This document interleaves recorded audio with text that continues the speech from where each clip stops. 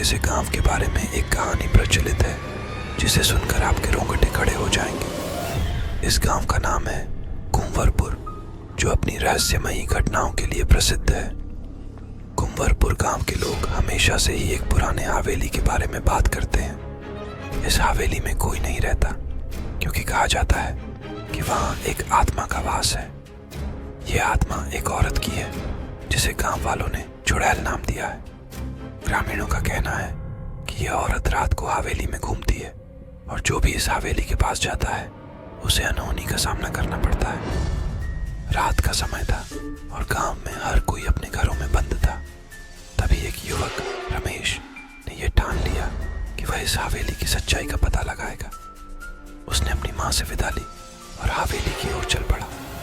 जैसे ही रमेश हवेली के पास पहुंचा, उसे अजीब सी आवाजें सुनाई देने लगी। उसके कदम धीरे धीरे हवेली की ओर बढ़ रहे थे, लेकिन उसके दिल की धड़कनें तेज हो रही थीं।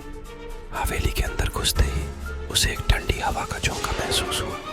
अचानक उसने देखा कि एक सफेद साड़ी पहने औरत उसकी ओर आ रही है। रमेश ने देखा कि उस औरत की आंखें लाल थीं और चेहरा बेहद डरावना था। वह रमेश की ओर बढ़ती चली आई और उसके पास आकर बोली, "तुम यहाँ क्या करने आया है? चला जा यहाँ से, नहीं तो तुझे भी मार डालूंगी।" रमेश का दिल दहशत से कांप उठा और वह भागने की कोशिश करने लगा, लेकिन उसके पैर जैसे जमीन से चिपक गए थे। वह औरत उसके पास आकर हंसने लगी और अचानक गायब हो गई। किसी तरह से रमेश ने खुद को संभाला और भागते हुए गांव की ओर वापस आ गया। गांव में पहुंचकर उसने देखा कि उसकी माँ दरवाजे पर खड़ी थी। उसे देखकर उसकी माँ ने कहा, "मैंने तुझे मना किया था न जाने को, वह हवेली शापित है।" रमेश ने गांव वालों को सारी बात बताई और सभी ने उसे समझाया कि हवेली की सच्चाई जानने की कोशिश करना बेकार है। कुंवरपुर गांव के लोग अब भी उस हवेली से दूर रहते हैं।